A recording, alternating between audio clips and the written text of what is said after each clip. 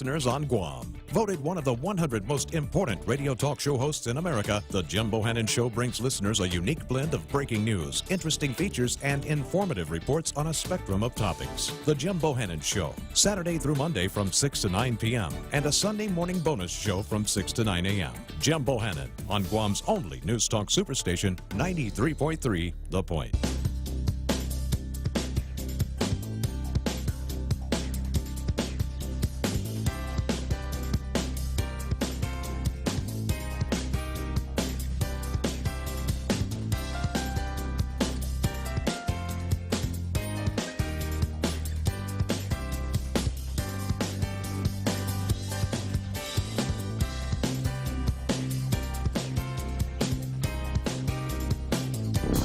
The Point is KUSG, Hagåtña, Guam, 93.3 FM and 104.3 HD3. More presidential pardons. I'm Jack Callahan, Fox News. 26 people receiving pardons Wednesday, including 2 more associated with the 2016 Trump campaign. Former Trump campaign chairman Paul Manafort and former advisor Roger Stone were granted pardons.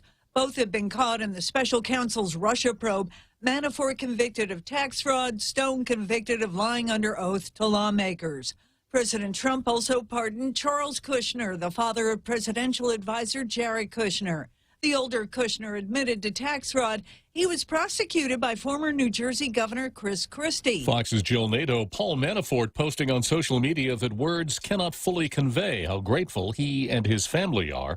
On Fox's Tucker Carlson tonight, Roger Stone said his prosecution on charges of lying to Congress was purely political. On Election Day, when no one was watching, the Justice Department released the last remaining redacted sections of the Mueller report, in which they admitted that they had no evidence whatsoever of my colluding with Russia, WikiLeaks, Julian Assange, trafficking in emails. The president had previously commuted Stone's prison sentence. He has now traveled to his Mar-a-Lago resort for the holidays. Before leaving Washington, the president vetoed the Defense Authorization Act because it did not end federal liability protection for social media companies and requires the Pentagon to begin the process of renaming U.S. military facilities that honor former Confederate commanders. Dreams of a white Christmas are turning to a wintry nightmare in Minnesota and northern Iowa, being hammered by a blizzard that started with an ice storm, turned to heavy snow. Now high winds and bitter cold. At least one Minnesota county has pulled its snowplows off the roads, saying it's too dangerous even for them. Most of West Virginia is under a winter storm warning, as are parts of several other Midwestern states. America is listening to Fox News. From the Fox News Podcasts Network. Are you fed up with those long bank lines? Do you wish you had a bank who gave you faster service? Well, by enrolling in Bank Pacific's new mobile app, you don't even need to wait in line. But even if you do want to come down in person, we're more than happy to see your smiling face, as long as you have a mask. Because our service is so good, we don't believe in lines. Because for 66 years, we've been making sure you get the service you deserve. Because where others put branches, we place roots. And we're rooting for you. Member FDIC. As we usher in the holiday season, we want to express our gratitude and appreciation for the lessons that have allowed us to navigate an unprecedented year. We recognize the impact the pandemic has brought to the world and express our condolences to those who have suffered. We are focused on family and what matters most as a community. Our team at Security Title is proud of the work we do. May this holiday season bring your family renewed hope. Merry Christmas and Happy New Year from Security Title. The U.S. now counting more than 54,000 deaths in the month of December attributed to the coronavirus. But one case turns out not to be what it seemed. An 82-year-old man being treated for COVID-19 died after he was beaten in his hospital bed, according to the L.A. County Sheriff's Department. The attack happened last week at the Antelope Valley Hospital in Lancaster. Officials say another virus patient in the same room, Jesse Martinez, got angry when the elderly man started praying. So Martinez struck the victim with an oxygen tank. He died the next day. Martinez is charged with a hate crime murder and elder abuse. He's been moved from the hospital to the county jail. Pam Puso, Fox News. The virus and the resulting lockdowns driving people away from New York State in droves. Here's the exact number. 126,355 people hightailing it out of New York between July 2019 and July 2020, and that is the biggest loss of any of the 50 states. We're using the preliminary U.S. Census data for these numbers. Now, this is a small proportion of the state's total population. To be sure, it's a little more than 0.5%, right? But it marks the third year in a row that the state's population has declined. So that's a very big deal. The ramifications, of course, very big here. It looks like the state will lose a seat in the House of Representatives. Jerry Willis of the Fox Business Network, a UPS worker, has been charged with the fatal assault of a coworker inside their delivery truck in Waterton, Connecticut. What started their disagreement is not clear yet. 23 construction workers injured Wednesday in Baltimore when an explosion rocked the building they were working on, causing a partial roof collapse. 9 of the workers were listed in critical condition, but all are expected to recover. Work being done on the building's boiler system suspected as the cause for the explosion. I'm Jack Callahan. This is Fox News. Half a day. I'm Chelsea Tingson-Nicholas, and I'm the co-chair for this year's G is for Giving, as well as a proud alumna of the University of Guam. G is for Giving is an annual campaign that kicks off on the Tuesday following Thanksgiving and runs through December 31st. G is for Giving's mission supports scholarships, programs, and research at the University of Guam. As an alumna, I'm thankful for my many experiences at the University of Guam, and I want to support the development of our island's future leaders. I encourage my fellow Tritons to give back to the school that helped shape us. I'd also like to encourage our island familia to help support these students who will shape the island for years to come. You can donate online by visiting give.uog.edu, and for more information, call the UOG Endowment Foundation at 735-2957. Celebrate the season with Cold Stone Creamery's Cookie Cane Lane Ice Cream Cake with red velvet cake, dark chocolate peppermint ice cream, and Oreos, wrapped in fudge ganache and candy cane bits. Order in person, by phone, or at ordercoldstone.com. Cold Stone Creamery, the ultimate ice cream experience. It's time to mix things up at Subway. Come in and get Subway's new barbecue chicken sandwich. Tender chicken strips topped with generous portions of sweet barbecue sauce. Oh, yeah. Add on crisp lettuce, onions, and tangy pickles on your favorite freshly baked bread, perfect to satisfy just about anyone's flavor craving. It's Subway's new barbecue chicken sandwich, available for limited time only, so try it today. At Subway, make it what you want. Tall Tales with Bob Klitzkie is brought to you by Bank Pacific, banking on the Pacific for 66 years. Tall Tales with Bob Klitzkie is brought to you by Security Title, providing solutions for complex real estate transactions. Welcome to Tall Tales with Bob Klitzkie, the only show on talk radio where common sense is a lot more common. Phone lines are now open at 888-TALK. That's 888-8255. And now, The Point proudly brings you Tall Tales with Senator Bob Klitzkie. A well-regulated militia being necessary to the security of a free state, the right of the people to keep and bear arms shall not be infringed, even on the day before Christmas. Even so. The right of the people to keep and bear arms shall not be infringed. I hope a lot of people receive some arms this Christmas. That'd be nice. Actually, I should say especially on the night before Christmas. Especially. Right? Okay, so the respectful reading of the Second Amendment starts Tall Tales every day. This will be the last episode of Tall Tales this week. We're taking tomorrow off for Christmas. Jose and I and the other radio stars here at Choice Broadcasting, and we'll miss you all. It's going to be tough on Jose and I because we're going to have to go 94 hours straight with no Tall Tales, no interacting with our international radio listening audience of tailgaters, but we are hoping that you all have a Merry Christmas.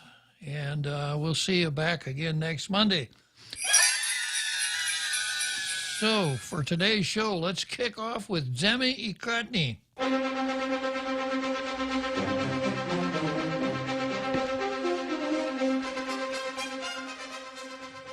Yeah, there should be no this is from the Daily News. There should be no obstacles to an agreement to assist millions of Americans. Now that Congress has finally reached a deal on Wuhan virus relief, it would be nice to say that the system worked, but it didn't, unless you think it's worth celebrating months of fruitless negotiations while disease-afflicted Americans suffered unnecessarily. The compromise is a $900 billion package that will see some businesses and families afloat through this dark winter. Better late than never, we suppose.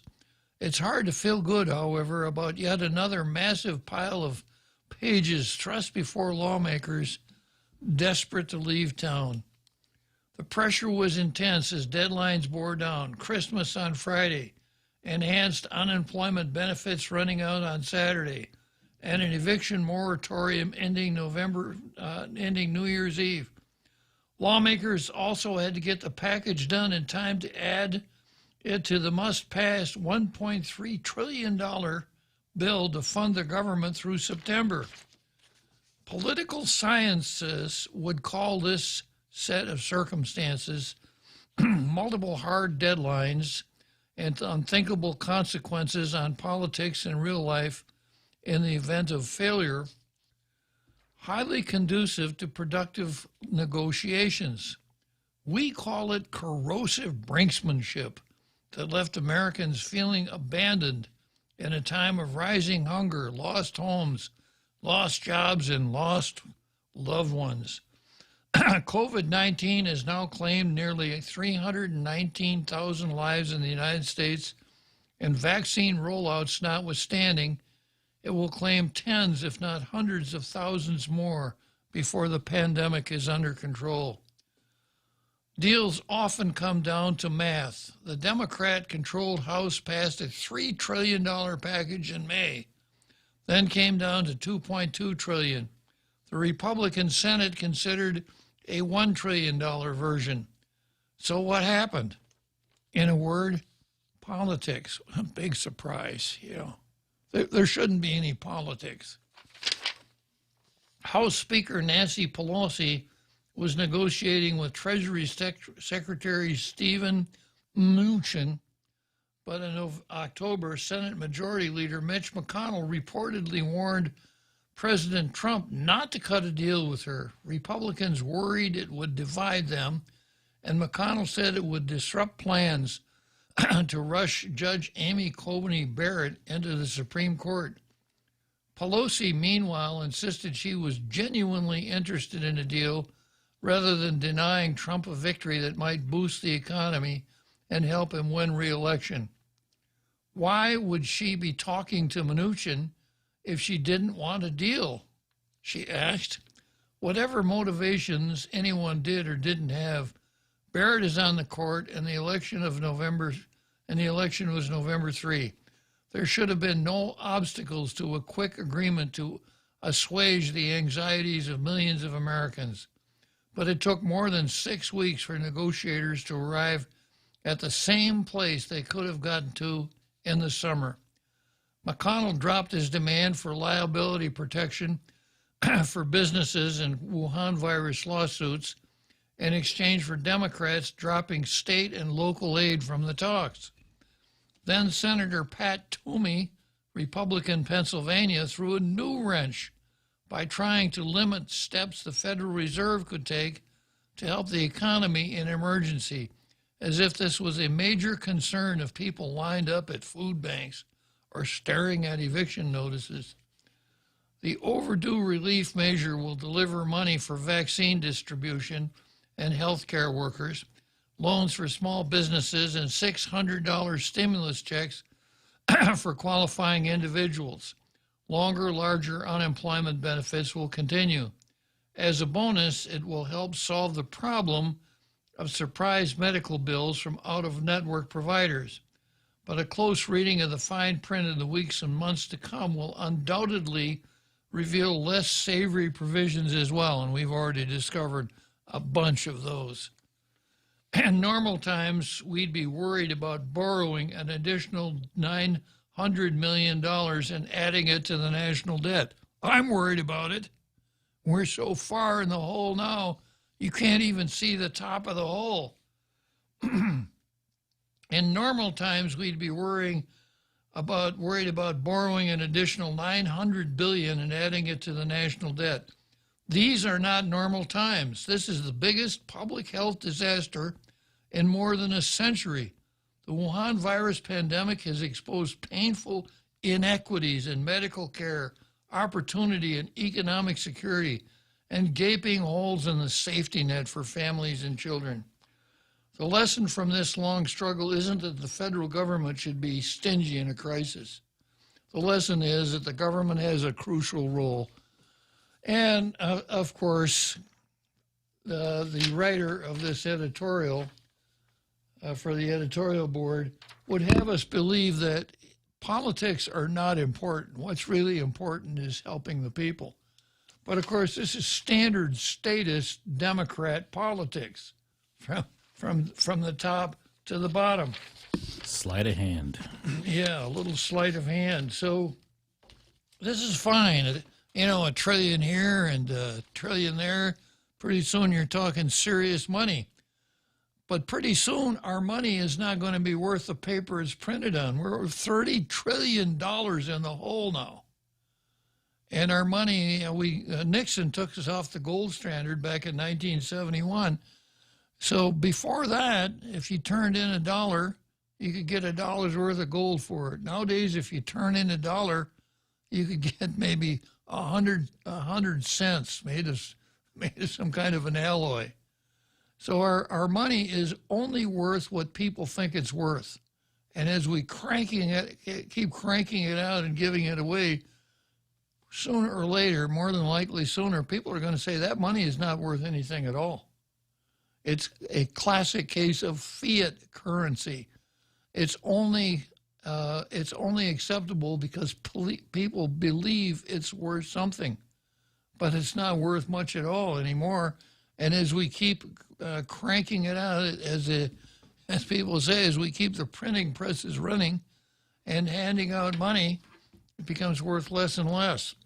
So I had a couple of stock market picks that I mentioned probably at the beginning of handing out trillions of dollars. So if you're into the stock market, I would advise buying one kind of stock and unloading another. Buy stock in companies that make wheelbarrows. Buy stock in companies that make wheelbarrows. If you have any money in stock in companies that make paper like Kimberly-Clark and those outfits, get your money out of there quick. And here's the reason. At the rate we're going with rapid currency inflation, you're going to need a wheelbarrow full of money just to go down to Payless to buy a pound of butter. So the demand for wheelbarrows is going to increase dramatically to wheel that worthless currency around. But of course, since the currency is so worthless, there's no sense wasting your money on paper. You could just use U.S. currency for whatever you use paper for. A napkin. Yeah, for a napkin. Yeah, and that's it. So go in to buy stock in wheelbarrow companies and get out of paper companies. Okay, let's check the post out here.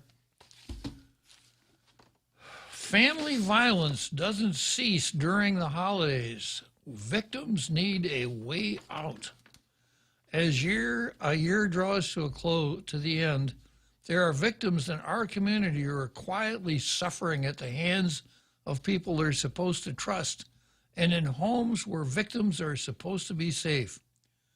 Case after case in the local court system bears witness to children and young women who are victims of sexual violence at the hands of abusers disguised as loved ones right in their own homes. Spouses, girlfriends, and children have been physically assaulted by people who are supposed to love and care for them. Broken noses, scars, bruises, and marks around the neck from strangulation, to mention some examples, are documented in court case after court case. Often victims still stuck, especially if they don't have the means to be on their own.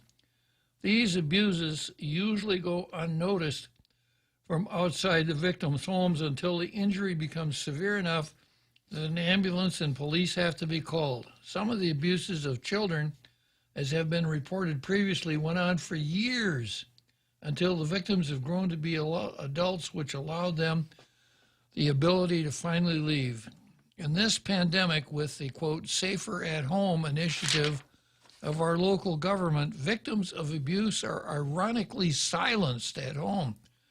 Social workers, teachers, and school nurses are unable to keep an eye out for signs of abuse, unlike in regular face-to-face classes, which could give clues to the observation of a child's change in behavior or injuries. We have an obligation as a community to keep an eye out for victims of abuse in our neighborhood and in our workplace. We have to say something, even if it's to encourage and support victims. When minor children are involved, we have to call 911 so the children can be transferred to a safe environment, even if it's momentarily at a foster home. We have reported on cases where abused children were removed from homes because of vigilance of neighbors. It's the eve of Christmas, but in some cases, the abuse does not observe a ceasefire during the holiday season. And in some cases, particularly when drugs and alcohol are involved, the violence could even escalate. We can support the nonprofits and other organizations that are helping victims. Now, here are some helpful numbers. Healing's Hearts Crisis Center, 647-5351. LE Shelter Home, 648-4673. Police Emergency, 911 or 7472-8911. Okay, Daily Post, I hear what you're saying. It is an editorial. Let's move on to the card. And the program notes for today. The moral dilemma presented by vaccines developed using cell lines from aborted fetuses kicks off the show. That's the first item on the card, the vaccine versus aborted fetuses. And for you folks that go for a double header every day, you lucky ones, Ray Gibson at 6, Tall Tales at 4. You heard me telling Ray, when Ray asked if I was going to sign up for the vaccine on Monday, I said, I'm concerned about the aborted fetus cell lines being used in vaccines. So if that's the case, no, I'm not going to get the vaccine. So I'm going to expand on that. I'm going to bring you up to date on where we are. We're going to talk about the Pfizer vaccine, et cetera. And if you stay tuned, it will help you decide whether or not you want to take the vaccine and kind of what it's all about. Next, I'll go into Trump, vetoes and stimulus payments. I've got a pretty good article that lays out some of the alternatives on where we are with vetoes, stimulus payments, the National Defense Act, etc. Yesterday, we noted that courts haven't been too friendly to causes of action like Tom Peinhoff's. Tom's got a suit pending in the District Court of Guam. Today, I'll tell you about baseball's attempt to collect from insurance companies. Yeah. For damage caused by the Wuhan virus. Lee Weber posed an interesting question based on the need for GovGuam employees given our recent experience. And then I've got some items that have been on the card for quite a while. Fox's drift to the left, social justice warriors being re-educated again. Lefties used to be champions of free speech, now they oppose it. And English is a microaggression for the left. So let's jump right into the card here. And I start out with this item that appeared on the Post. Guam's most senior residents, or those who are at least 75 years old, will be the next to get Wuhan virus vaccines. Spokesman Grace Berdallo said as of Wednesday, public health is planning. Wait a minute. Spokesman Grace Berdallo from the Department of Public Health and Social Services? Whatever happened to Janella? Did they Janella? Janella. I don't know. I think she might be backup, second string. Janella, second string? No. It boggles the mind. Janella was benched. Yeah, so spokesperson Grace Berdallo. I can hear people out there in the international listening audience chanting, "We want Janella! We want Janella!" Unless Janella has Janella'd herself. Anyhow, Grace Berdallo said as of Wednesday, public health is planning temporary vaccination clinics for seniors 75 and older at Okadu High School in Daejeon, December 28th through 30, 9 a.m. to 3 p.m. We are currently planning it this very moment, Berdallo said. Only one escort per elder will be allowed. Do I have to bring an escort? Jose, you want to be my escort? What if you don't own an escort? Oh, we're not talking about vehicles. Yeah, I've just got that 29-year-old Rocky out in the lot. Mayors and vice mayors, at the request of public health, have been reaching out to village residents aged 75 and older to ask them whether they want to be vaccinated. Well, the mayor of Jigo, Rudy Montanani, has not been reaching out. Rudy Montanani is very dependable. If there's something that a village mayor is supposed to be doing, you can pretty much depend on Rudy not doing it. Yeah, now, of course, I got to give him credit where credit is due. In his first year in office, he took an expensive junket to the Philippines. And he was so important that he asked the mayor's council to send Angel Sablan along with him to staff him. So he was staffed by Angel Sablan. Yikes. Yeah. Public health understands that the mayors are the best people to help identify and reach out to the Manamku who are 75 and older. Mayor's Council of Guam Executive Director Angel Sablan said. It just shows you what Angel Sablan knows. In Petey, for example, 18 elderly residents have signed up so far to get the vaccine, according to Mayor Jesse Alec. You know, he's a pretty smart guy. Jesse? Yeah. That's why they call him... Yeah, that's you say that with a straight face. I say it with a straight face, but he's a pretty intelligent guy. That's why everyone says he's a smart aleck. I see a future at Gura. Alex said most of those he reached out to were willing to be vaccinated. A few had questions regarding side effects and prepared to wait for the Moderna vaccine. In Senatnya, 31-year Manamku have signed up to get the vaccine as of Wednesday, according to Mayor Robert Hoffman and Vice Mayor Rudy Iriarte. So what did they do? Sing a duet for the reporter? We reviewed the voter registration list as well as our residency list to identify those born before December 31, 1945, Hoffman said. Now, that's the way you go about doing it, right? Some want to check their doctor if they can get it. Some are worried about comorbidity. Some said no outright. They don't trust it. We have reached out to 110. That's a pretty interesting. It shows that the folks in Sinahanya have a working mayor. I suspect if we were to ask the mayor of Jigo, he'd say, no one called us. And I'll get into that in a minute. The Centers for Disease Control and Prevention recommends that people 75 and older be next in line to receive Wuhan virus vaccines, along with frontline essential workers such as nurses and doctors. On Guam, nearly 2,000 frontline essential workers have so far been vaccinated since the first shipment of the Pfizer-BioNTech COVID-19 vaccine last week.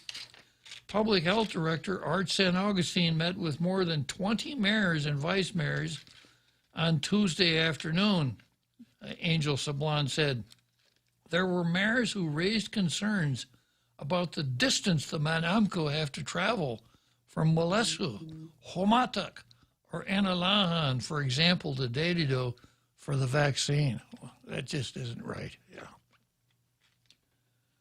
So they asked whether alternate sites will be available in the South.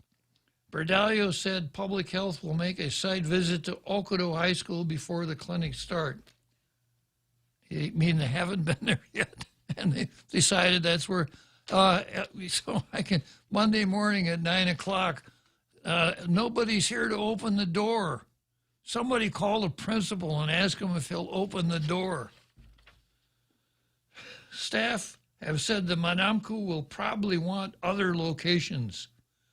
Berdalio said other locations will be considered. All right, let's take a short break while Jose gets his board under control. It's out of control.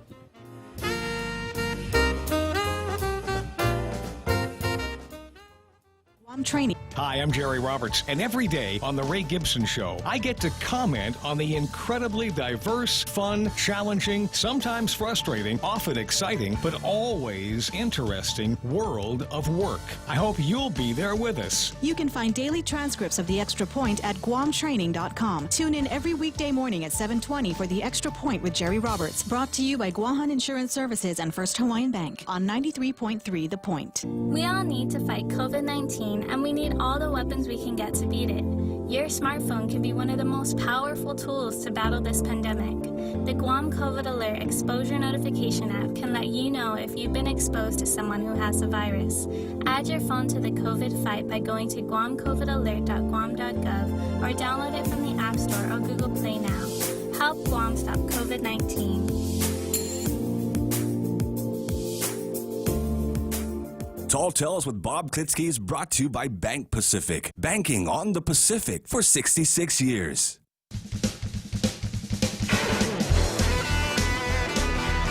And now, back to Tall Tales with Bob Klitzkie, the one radio show politicians don't want you to listen to. Call now, 888-TALK. That's 888-8255. Okay, so next I have an article here from a news site called Pathos. The Vatican said we don't have to take a Wuhan virus vaccine? Question mark. Due in great part to various bishops, priests, and laity suggesting Catholics must not take any of the available Wuhan virus vaccines because they claimed it would be immoral to do so, the Congregation for the Doctrine of the Faith, following a long-standing tradition concerning the use of vaccines, issued a statement indicating that it is morally acceptable to partake of Wuhan virus vaccine. Likewise, the congregation said that it is morally necessary for Catholics to do what they can to put an end to the Wuhan virus pandemic. The statement used traditional Catholic teaching concerning remote material cooperation with evil. Remote material cooperation with evil. Degrees of separation. Yeah. So that even if the vaccines were not developed in the most morally acceptable ways. And I just got to stop here. Most morally acceptable. I quibble with the framers of the United States Constitution because they said in the what most people call the preamble of the Constitution, they say, "We, the people of the United States, in order to form a more perfect union." Mostly perfect union? Well, it's either perfect or it's not. There are no degrees of perfect. If it's not perfect, it's imperfect. But you can't say, well, yeah, it's perfect, but we can make it perfecter if we just work on it a little bit. So there are many things that are that way. I marvel at people who say it was one of the most unique movies I've ever seen. You can't get any most than that. Yeah, unique. I mean, it's the one above all others. So, and I know I quibble about this stuff a lot, and people will say, well, you know, Bob, your point is just semantics. And that's absolutely right, because that's all we have to deal with. That's the only tool we have is words. And that's why I don't want to hear anybody talking about a return to normalcy. Well, it's in the dictionary. Yeah, but if you're not going to be careful about what you say, then people are going to say, if they're not careful the way they express themselves, then their thought process is perhaps not careful either. So when I pick up this article and say, issued a statement indicating that it is indeed morally acceptable to partake in the vaccine,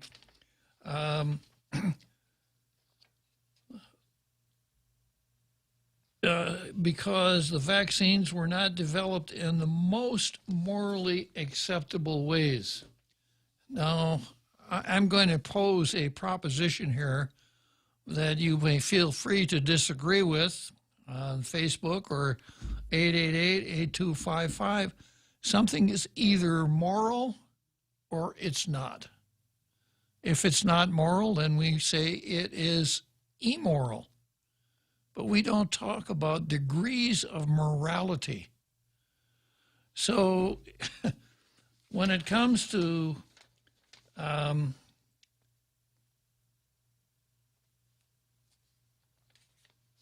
the Congregation for the Doctrine of Faith, following a long-standing tradition concerning the use of vaccines, issued a statement indicating that it is indeed morally acceptable to partake of a Wuhan virus vaccine. Likewise, the congregation said it is morally necessary for Catholics to do what they can to put an end to the Wuhan virus pandemic. And I got to stop and quibble again. Pandemic? How do we know it's a pandemic? Because so many people trying to control our behavior have told us it's a pandemic. I know we've had a lot of people who got sick and people who died, and I keep coming back to, the other day I had a story, I think, from Minnesota, where someone had been shot. 5 people in the morning, 2 of them died from gunshot wounds, and they were all listed as Wuhan virus casualties, even the ones that were shot and died of their gunshot wounds. And then, of course, I've got to repeat the Andrew Camacho example. Andrew Camacho posits the situation where a person was distraught. He drank a bottle of very potent poison. He went to Two Lovers Point and jumped off Two Lovers Point, hit the water and drowned, and was consumed by a shark who happened to be swimming by. Divers went in the water shortly thereafter to try to retrieve the corpse. All they could find was the defunto's nose. They ran a swab up his nose, tested it, and it tested positive for the virus. They counted that death as due to the Wuhan virus. Yeah. And we're running into that, I think, in a lot of places. So, but let's assume that we have a Wuhan virus pandemic. The statement used traditional Catholic teaching concerning remote material cooperation with evil. Remote material cooperation with evil. So if it's evil, the fact that it's remote makes a lot of difference. So that even if the vaccines were not developed in the most morally acceptable ways, Catholics can still use them without thinking such use in any way affirms the methods employed in their production. This sounds like a lawyer or defense counsel would make in a criminal trial, doesn't it? Mm-hmm. Sleight of hand. In this sense, when ethically irreproachable Wuhan virus vaccines are not available, for instance, in countries where vaccines without ethical problems are not available, made available to physicians or patients, or where their distribution is more difficult due to special storage and transport conditions, or where various types of vaccines are distributed in the same country, but health authorities do not allow citizens to choose vaccines with which they will be inoculated, it is morally acceptable to receive vaccines that have used cell lines from aborted fetuses in their research and production processes. Yikes. This comes from the Vatican. Morally. Double yikes. Yeah. Now, I have another article here. Did they give an example of remote evil, or what's the terminology they used? Because I heard one in reference to this, to an article, according to CDF. Mm-hmm. Something like, if the railroad was built on slave labor, it's still okay to ride the train, which I don't see the connection with the analogy. That's kind of a stretch, isn't it? It's the example they used. Yeah, and you're right. I've got another article here. AstraZeneca did use, let's see. The Moderna vaccine is synthetic. In November 2020, it was widely claimed on social media that AstraZeneca vaccine contains MRC5 cells from lung tissue of a male fetus, which was aborted in the 1960s. I guess that's what they mean about a remote evil, right? Mm-hmm. The specific claim has been fact-checked by Associated Press, Full Fact, Political Fact, Reuters, Snaps, and the Tall Tales think tank, and found to be false. However, AstraZeneca did use HEK293 cell line to develop their vaccine. These cells originate from a fetus which was aborted in the Netherlands in 1973. The fetus was aborted legally at a time for other reasons and not for the purposes of vaccine research. Alex Kasprak at Snopes has summarized the cell line's origin story, which began with a Canadian scientist's research into cancer. Over the decades that followed, these cells have been cloned and replicated many times. Dr. Paul Offit, an immunization expert from Children's Hospital Philadelphia, who sits on the Food and Drug Administration Vaccine Advisory Committee, describes these as standardized cell lines. Says the cells used today are the distant descendants of the original cell. They are from decades old, long over abortions, and researchers do not use fetal cells from the present day. Why can't other cells be used? Kasparak explains that this cell line was selected because they are uniquely capable of rapidly multiplying modified adenoviruses. So going back to that section of the article I just read that Jose asked a question about, the statement used traditional Catholic teaching concerning remote material cooperation with evil. So apparently using cell lines from a 1973 Dutch abortion would be seen as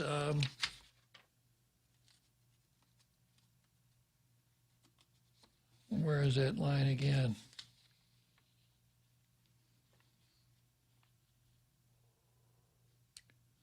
Remote material cooperation with evil. So here's how it sizes up then. That one vaccine, AstraZeneca, did use cell lines that came from an aborted fetus in the development of their product. As Catholics, we are told that abortion is a mortal sin. Assisting in an abortion, etc., is a mortal sin. That basically it's not up to us to determine who lives and who dies.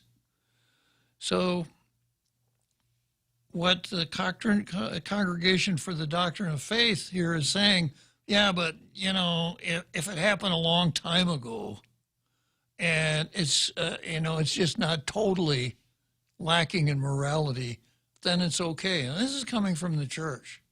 I was only like 2, so yeah, it's totally cool. Yeah. So I have to ask a few questions involving, the tool that I always carry around with me. You know, I have that knife that's so sharp that you can split hairs with it, and those magic glasses, the dung-colored glasses where you can see whatever bad is going to happen way down the road. The calculator that has an algorithm that will help you to figure out how many angels can dance on the head of a pin. And then I also have a level, you know, the thing with the bubble in the tube, with which I can measure the slope of a slippery slope. Part of my lawyer's tool bag. And nice. I see a slippery slope right here. So what the Congregation for the Doctrine of Faith is saying, well, if it's not, if it's not, what did they say here? If it's remote cooperation with evil and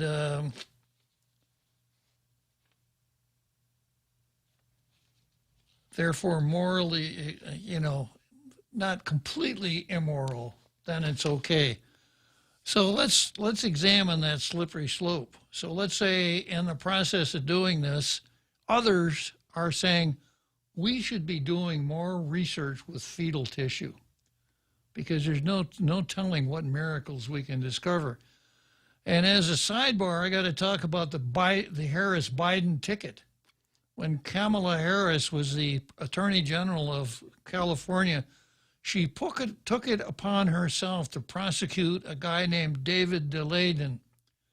David DeLayden was the guy who used a ruse to sit down with some people from Planned Parenthood and negotiate to buy parts of aborted babies. It is really disgusting. And he was the one that was arrested. And he was arrested. He had criminal charges brought against him, a civil suit and everything. And Kamala Harris, as the Attorney General for California, was the one who really pushed this very hard. So we know that Planned Parenthood, according to what DeLayden discovered, when Planned Parenthood talks to these companies that buy fetal parts, they say, well, yeah, if we know that we're going to need the heart, we're really careful. In other words, the degree of precision used in aborting the unborn child depends on what the market is really interested in right now. And these fetal parts are sold for large amounts of money. So we know this happens. And it's morally, of course, extremely reprehensible. But let's say that somebody said, well, using those cellular lines from the aborted fetus, let me see what I could do. So let's say that some really smart guys get together and they say, we have found a cure for cancer. And all we need to do is we need to make this magic potion from aborted babies. Now, where is that going to lead us? Down that slippery slope. Down that very slippery slope. And then, of course, we know that the Great Reset folks, the Build It Back Better folks, one of their And I promised that I would start talking about that on Tall Tales, and I will, in a little more depth.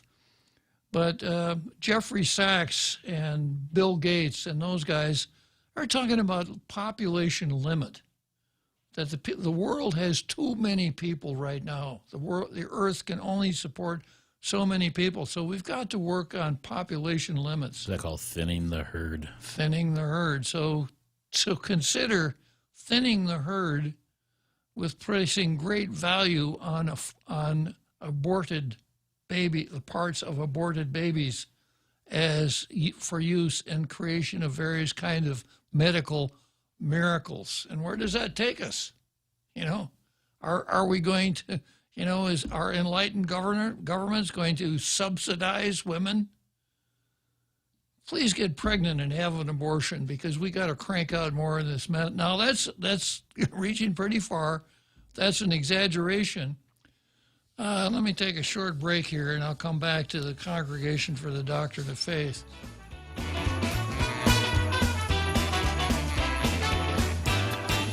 Are you fed up with those long bank lines? Do you wish you had a bank who gave you faster service? Well, by enrolling in Bank Pacific's new mobile app, you don't even need to wait in line. But even if you do want to come down in person, we're more than happy to see your smiling face, as long as you have a mask. Because our service is so good, we don't believe in lines. Because for 66 years, we've been making sure you get the service you deserve. Because where others put branches, we place roots. And we're rooting for you. Member FDIC. Okay, Google. Hey, Siri. Hi, Bixby. Go ahead. I'm listening. Open the Point app. Opening. Live stream, on demand, swap stations, check out the visual radio. Get the free app available on the App Store and Google Play, or go to thepoint.gu.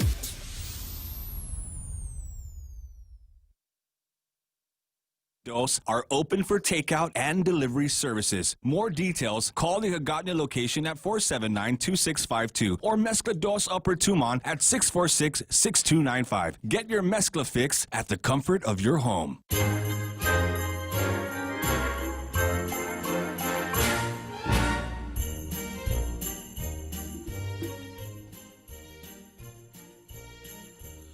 Okay, so here we are back again. Talking about the slippery slope, the Congregation for the Doctrine of Faith, whether something can be a little bit immoral, whether a remote evil is less an evil than one that jumps up and grabs you by the eyeballs. So I've got what I consider one of the experts here on the subject of Catholicism, theology, and related subjects on the line. And I'm going to ask Tim to chime in on the question that I've been discussing here. Tim, if you'd be so kind. Bob, as you know, I mean, I know a lot about this stuff, but just listening to you talk about it, I'm standing beside myself in horror as I hear you discuss this. My own church is justifying murder. I mean, imagine getting a vaccination, and there's a CDF-approved piece of paper attached to it that says, well, this vaccination is made from a cell line of a Jew that the Nazis dissected, but since it was 80 years ago, no worries,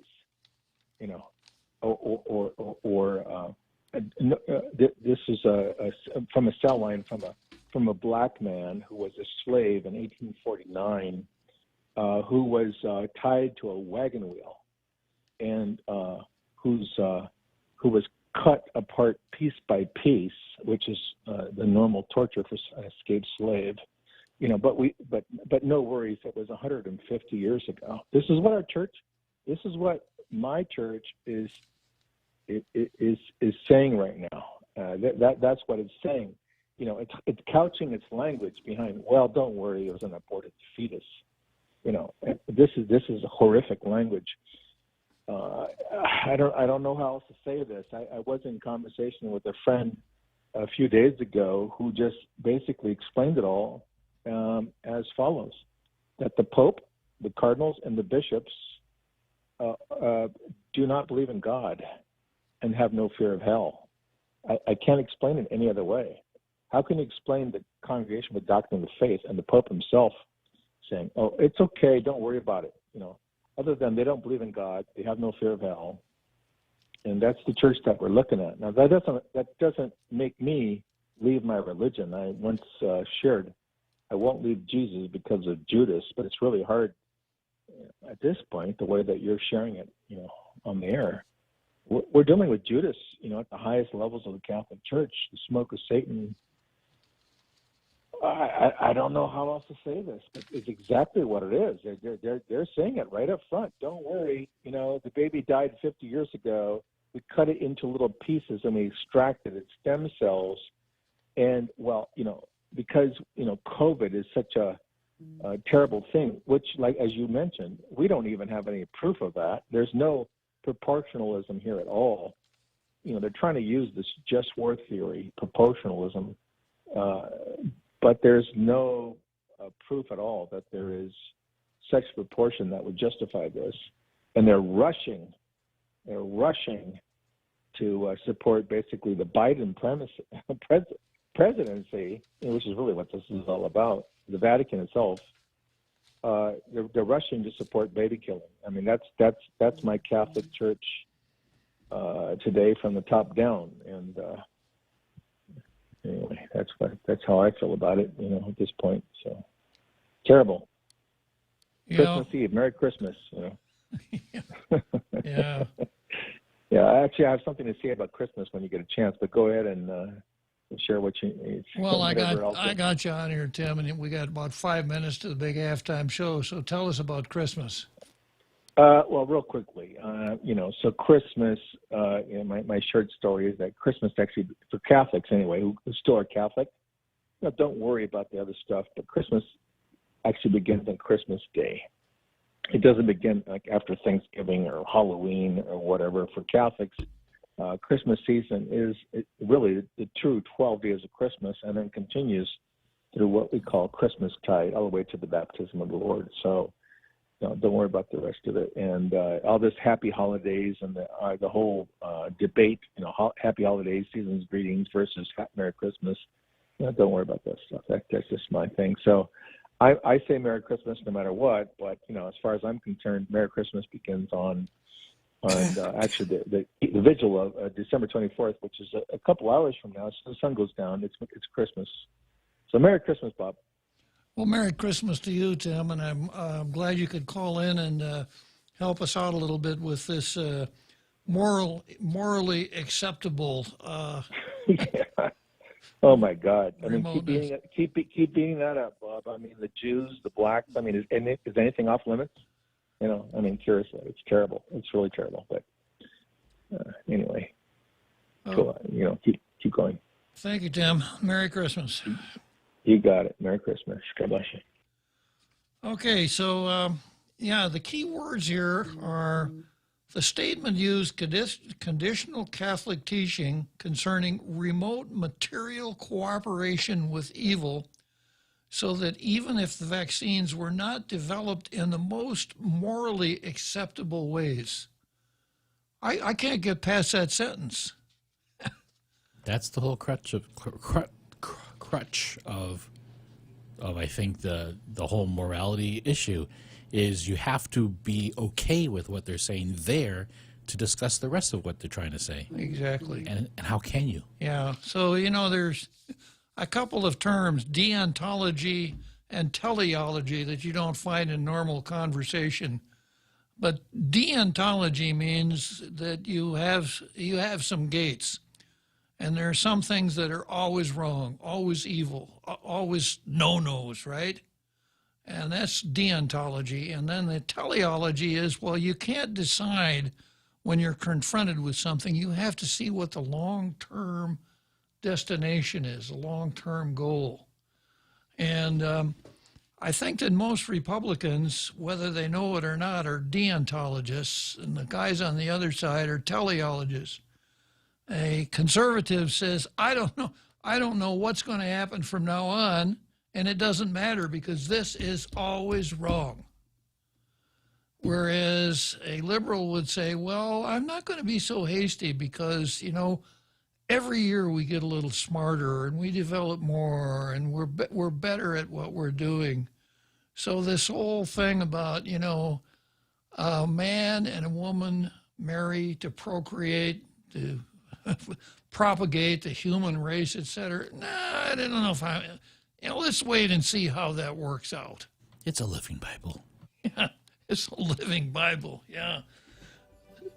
Okay, I've got more on this, so stick around till after the halftime show, and we'll come back to the doctrine of faith.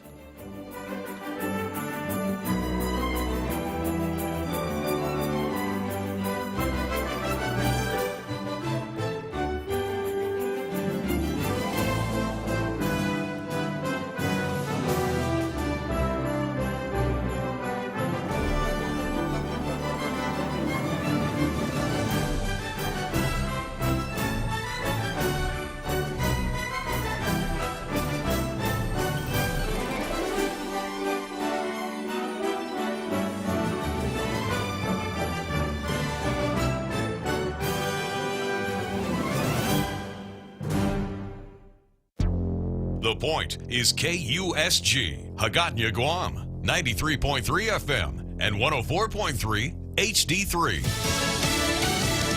Presidential gifts. I'm Jack Callahan, Fox News. More pardons and commutations issued Wednesday before the president left town for the holidays.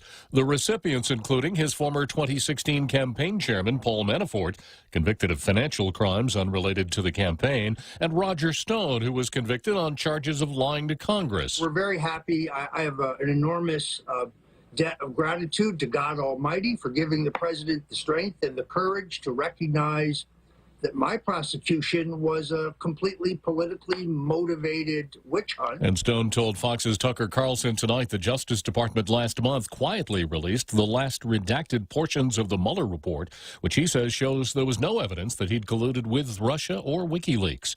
The president has vetoed the Defense Authorization Act, which funds the Department of Defense, also the United States military. One of the sticking points was the names of Confederate soldiers and Confederate generals on military bases. The president wanted to keep them there, but ultimately that did not happen in the final language, so the president vetoed that. Fox's David Spunt reports the president also wanted Congress to use the bill to end federal liability protection for social media companies. Congress may attempt to override votes next week. A rare but slimmed down meeting of the House of Representatives is set for the day before Christmas over coronavirus stimulus payments. President Trump's demand for $2,000 stimulus checks will get considered by the Democratic-controlled House. Speaker Nancy Pelosi says Democrats will ask for unanimous consent on a standalone bill enhancing direct payments from $600 to $2,000. In a letter to colleagues, Pelosi says Republicans never went above the $600 figure during negotiations over the $900 billion coronavirus relief bill. Democrats will rely on a procedure known as unanimous consent, meaning a single objection would block the proposal. Fox's Jared Halpern. America is listening to Fox News. Are you fed up with those long bank lines? Do you wish you had a bank who gave you faster service? Well, by enrolling in Bank Pacific's new mobile app, you don't even need to wait in line. But even if you do want to come down in person, we're more than happy to see your smiling face, as long as you have a mask. Because our service is so good, we don't believe in lines. Because for 66 years, we've been making sure you get the service you deserve. Because where others put branches, we place roots. And we're rooting for you. Member FDIC. It's time to mix things up at Subway. Come in and get Subway's new barbecue chicken sandwich. Tender chicken strips topped with generous portions of sweet barbecue sauce. Oh, yeah. Add on crisp lettuce, onions, and tangy pickles on your favorite freshly baked bread. Perfect to satisfy just about anyone's flavor craving. It's Subway's new barbecue chicken sandwich, available for limited time only, so try it today. At Subway, make it what you want. The U.S. has struck a deal with Pfizer for millions more doses of their coronavirus vaccine in return for help in obtaining some of the materials needed to make them. In addition to buying the additional vaccine doses from Pfizer, the U.S. will be helping Pfizer expand its production. Now, this is a classic case of economics where this is what we need, this is what you need, and we trade to benefit both. Now, the U.S. pays Pfizer $1.95 billion for 70 more million doses by July 31st. Now, Pfizer gets help from the U.S. so it can obtain the raw materials it needs to make more of its vaccine. Now, Dr. Anthony Fauci told this show, vaccine or not, people must still wear their masks and social distance. New York Governor Andrew Cuomo now saying the total shutdowns may not work as we wait for that vaccine to be given to everyone next year. Edward Lawrence of the Fox Business Network. A Maryland man has been arrested and charged with threatening a member of Congress. Federal charges have been filed against a 34-year-old Maryland man who investigators say left a voicemail threatening to kill a Maryland congressional representative by slashing their throat if the lawmaker tried to, quote, mess with the man's vote. Siddhartha Mathur is charged with making threats against a federal official.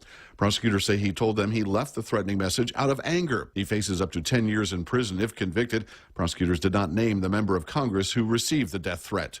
Rich Dennison, Fox News. Millions of Americans faced with Christmas Eve winter storms. Blizzard warnings in Minnesota and Iowa, and winter storm warnings posted in northwestern Wisconsin as that storm continues to head east.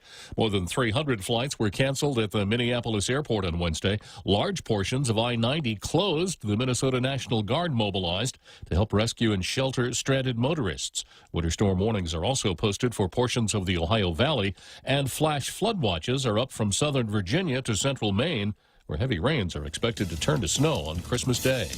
I'm Jack Callahan. This is Fox News. Rolling sound, quiet, and action.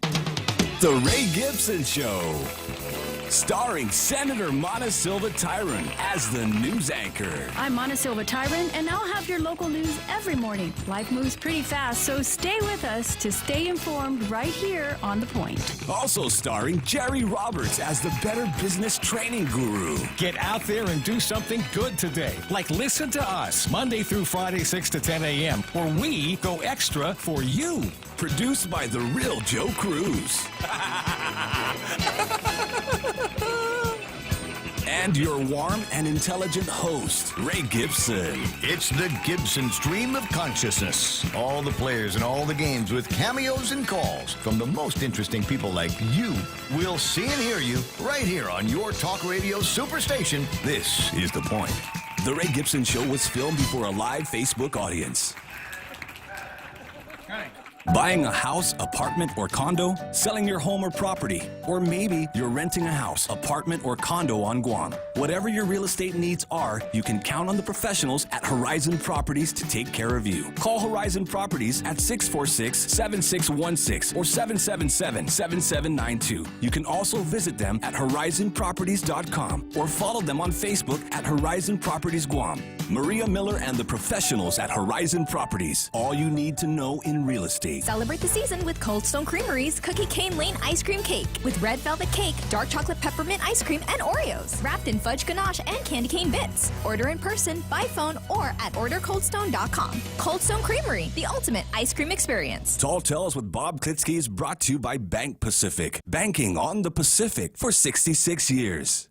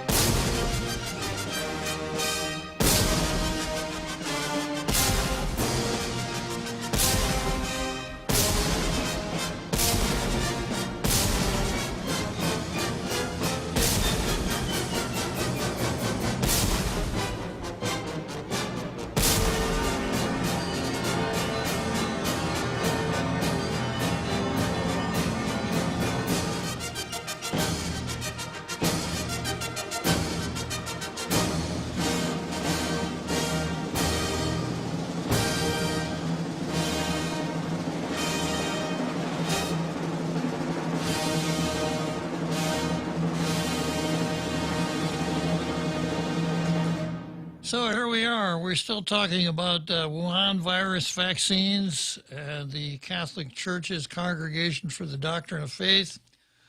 And I share Tim's horror in what I'm reading about as far as church doctrine, or at least the doctrine of that congregation is concerned, using a virus which used cell lines from an aborted fetus in its development.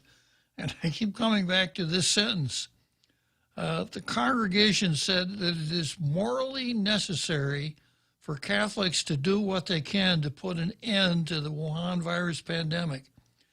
The statement used traditional Catholic teaching concerning remote material cooperation with evil, so that even if the vaccines were not developed in the most morally acceptable ways, Catholics can still use them without thinking such in any way affirms the methods employed in their production. That's really a stretch. So this morning, Ray called me, and we talked a little bit about the announcement from the Department of Public Harassment and Secret Services that the vaccine is going to be made available at Okadu on Monday, Tuesday, and Wednesday next week for Imanamku. So if you're 75 or older, you can go over there and get the vaccine. Well, I made the cut. So Ray wanted to know if I and my child bride were going to go over there and get the vaccine. Your escort? Yeah, and I said, well, you know, I've read that some of these vaccines have used tissue from aborted fetuses in their development. If that's the case, no, I'm not going to do it. So I did a little research today and found an article and a place online called Fact Check. And this is what it says. At the time of writing, there are 78 Wuhan virus vaccines in development. 13 are in third stage trials. 7 have limited approval for use. The Pfizer-BioNTech vaccine was the first to be approved for use in the UK on December 2. Concerns have been expressed on social media that Wuhan virus vaccines are made from aborted fetuses, and some people object to the vaccines on religious and ethical grounds. Most of the vaccines in development do not use human cell lines in their production. For example, Pfizer and Moderna use mRNA technology. An mRNA vaccine is a new type of synthetic vaccine. As Pfizer explains, mRNA vaccines are made with a DNA template in a lab rather than the traditional method of being made in cells. The vaccine is then synthetically produced. The Moderna vaccine is also synthetic. Moderna began by designing a gene sequence on a computer. Damien Gard explains how Chinese scientists, after isolating the virus from patients, posted the genetic sequence for Wuhan virus online. I guess Chinese scientists are right up to speed on the Wuhan virus, right? They got a head start. Yeah. Modern and BioNTech use software to tell them what chemicals to put together in what order. So it looks like Moderna and Pfizer, okay, they don't use the fetal cell lines. The Wuhan virus vaccine being developed by AstraZeneca in collaboration with Oxford University has generated the most debate. In November 2020, it was widely claimed on social media, including this Facebook post with over 160,000 views, that the AstraZeneca vaccine contains MR5 cells from lung tissue of a male fetus which was aborted in the 1960s. And I read this a little earlier. AstraZeneca uses HEK293 cell line to develop their vaccine. These cells originate from a fetus which was aborted in the Netherlands in 1973. The fetus was aborted legally at the time for other reasons and not for the purpose of vaccine research. Alice Kasprak has summarized the cell line's original story, etc.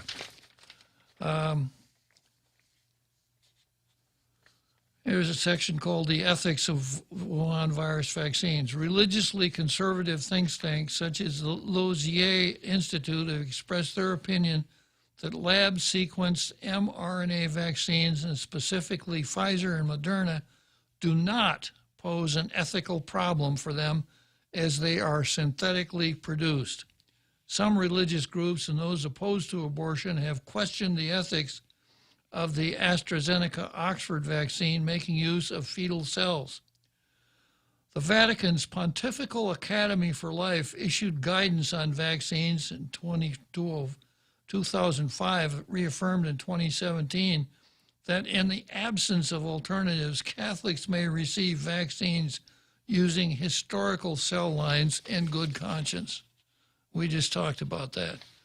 Okay, so here's how it sorts out then. If it's Pfizer, if you're Catholic and it's Pfizer, it's all right. It's not an ethically, it's not... It wasn't created using fetal line cells. Right. However, there is a question because there's something that says they used aborted fetal cell lines in the testing to see if they were effective. I know, again, parsing words, right? Or yeah, well, I splitting. haven't run across that, Jose. That was in the NC Register.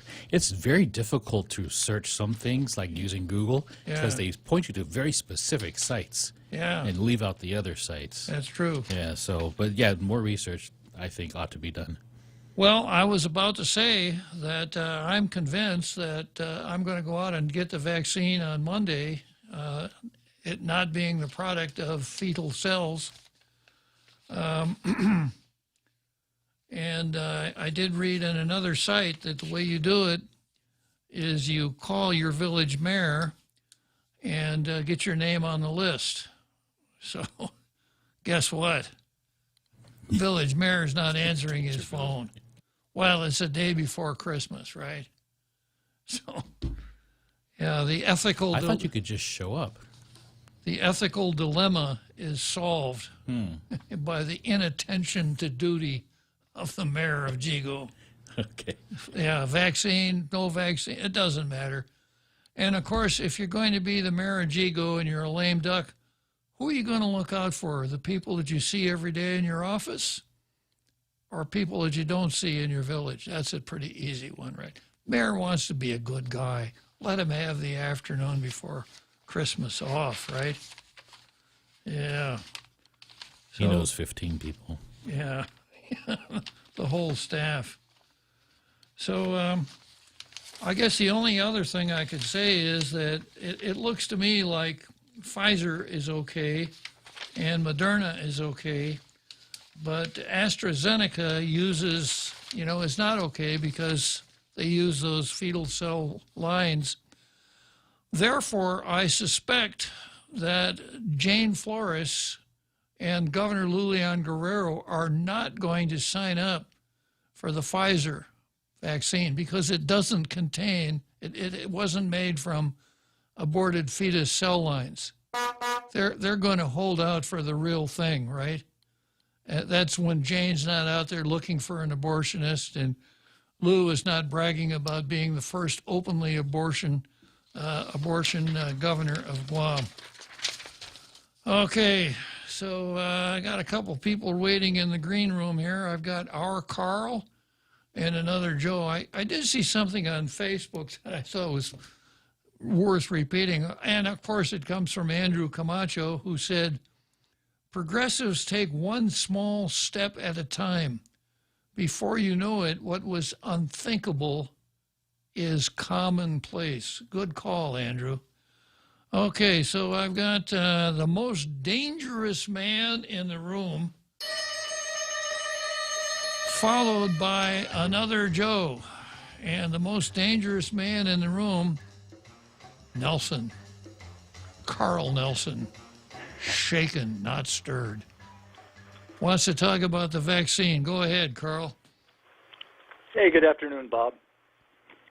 Yeah, I just wanted to weigh in on this. And you remember I called previously about that excellent article by the Stanford medical professor Jay Bhattacharya. And one part of his article, he spoke about, he's from Santa Clara, and early on in this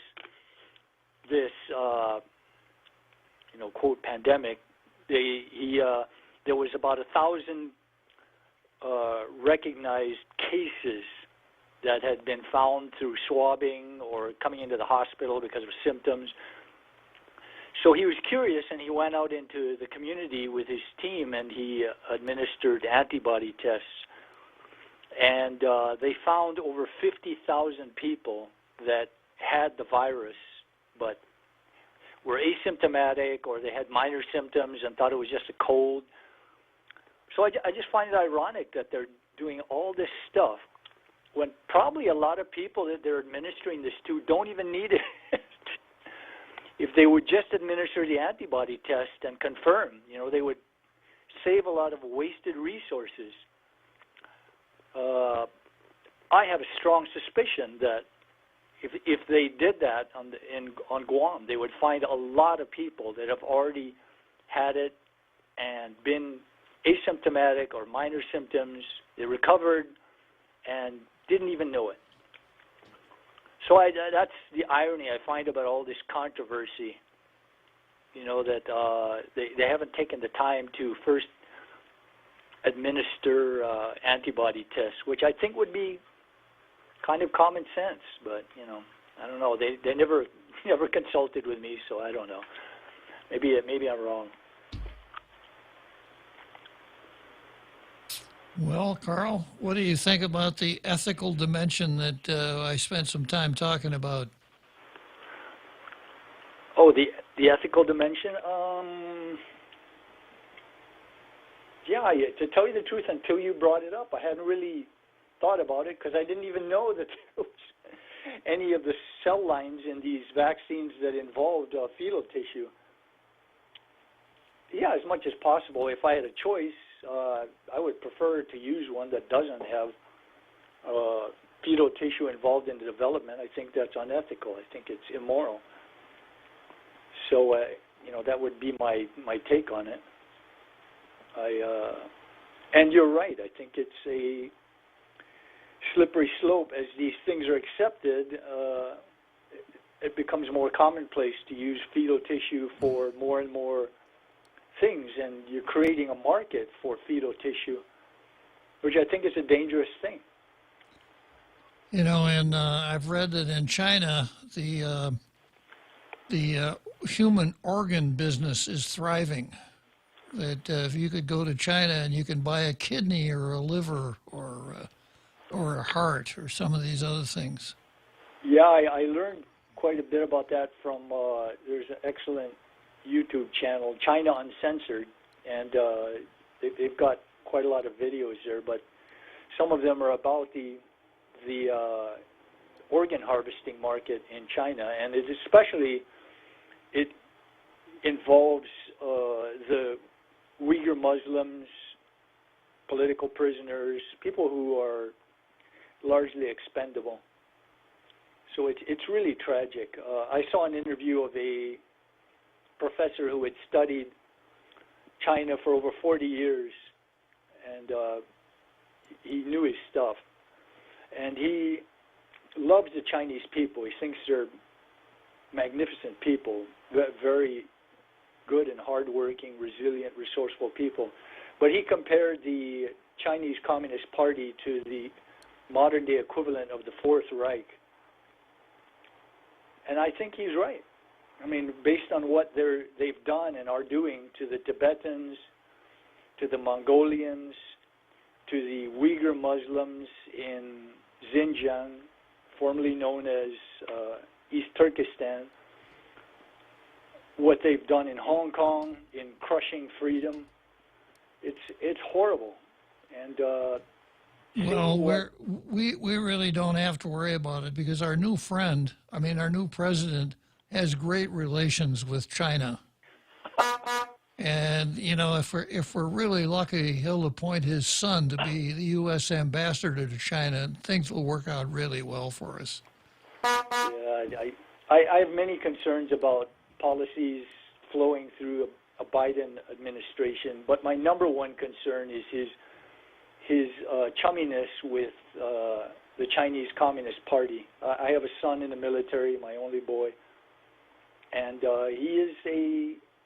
his history has shown him to be a war hawk, and his cabinet picks are people who have a history of being war hawks, and I think the military-industrial complex lobbyists are just frothing at the mouth, just absolutely salivating at the thought of being able to crank out some more sales and involve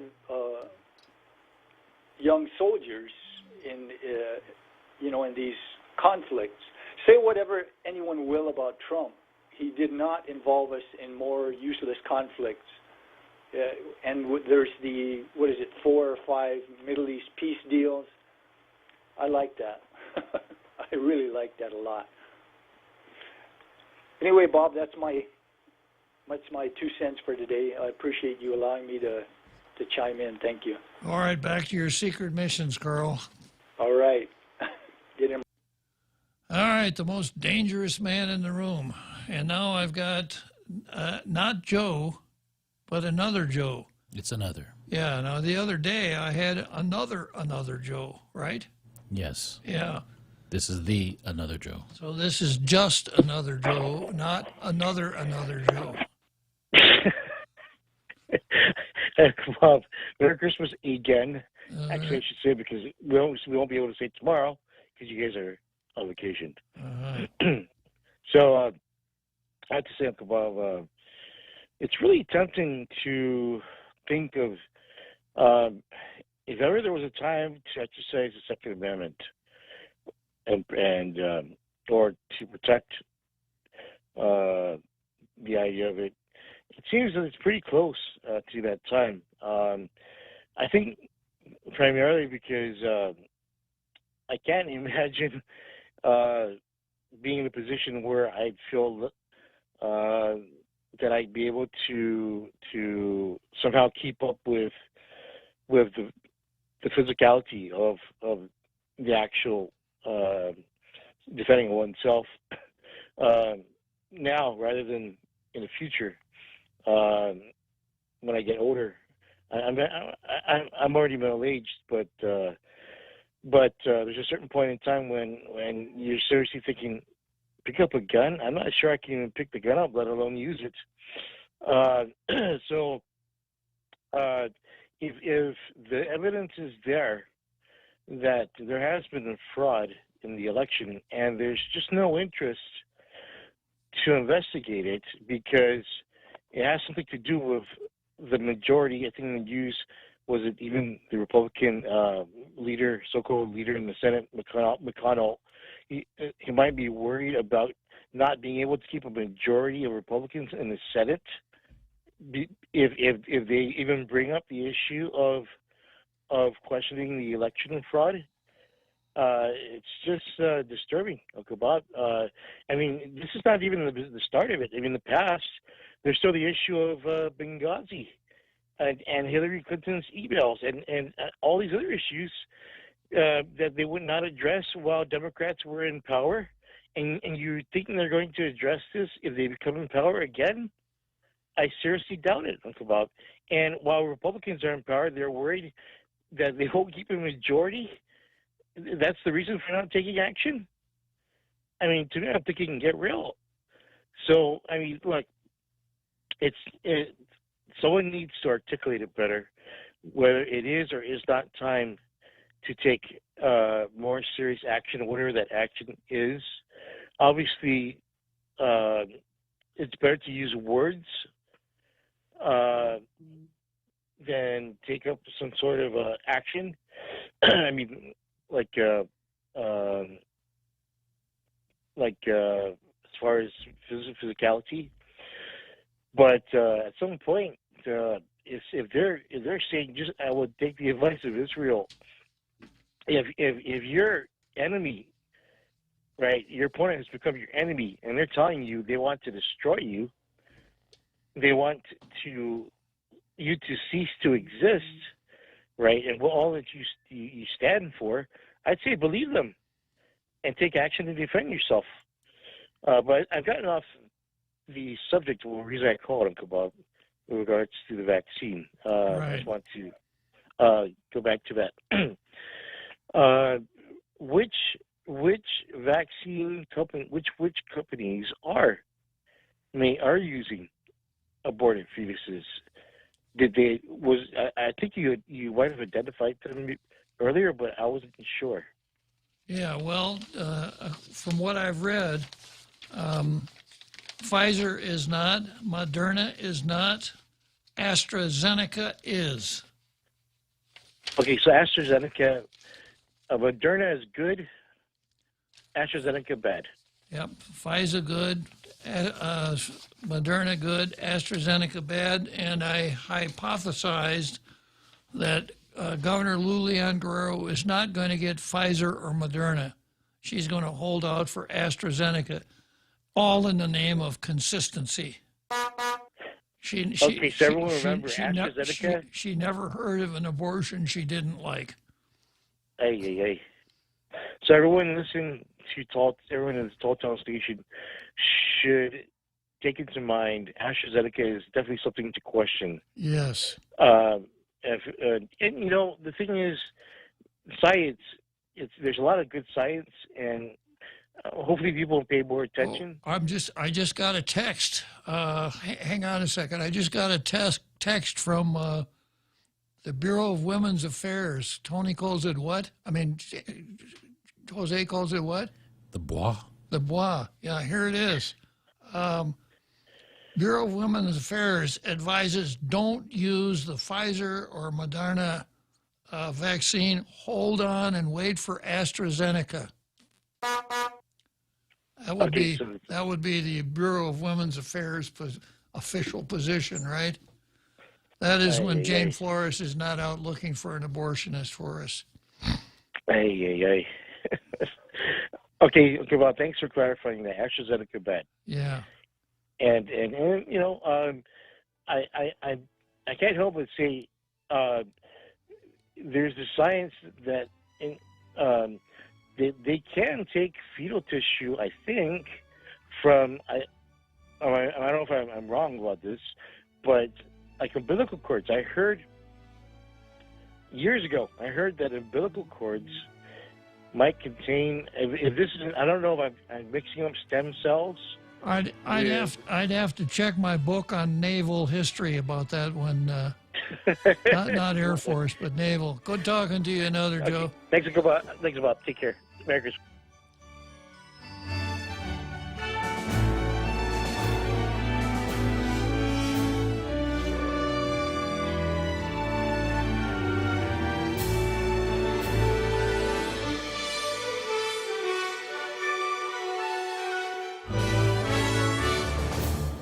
Mezcla Chamorro Fusion Bistro in Hagåtña and Mezcla Dos Upper Tumon are now open for takeout and delivery services. For more information, call now at 479-2652 or 3 or Mezcla Dos at 646-6295. Mezcla Chamorro Fusion Bistro brings you island hospitality with the true taste of modern Chamorro cuisine at the comfort of your own home. They take your local favorite dishes and serve them with extra flair you will only find at Mezcla.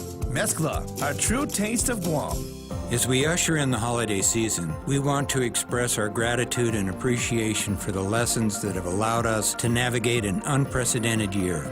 We recognize the impact the pandemic has brought to the world and express our condolences to those who have suffered. We are focused on family and what matters most as a community. Our team at Security Title is proud of the work we do. May this holiday season bring your family renewed hope. Merry Christmas and Happy New Year from Security Title.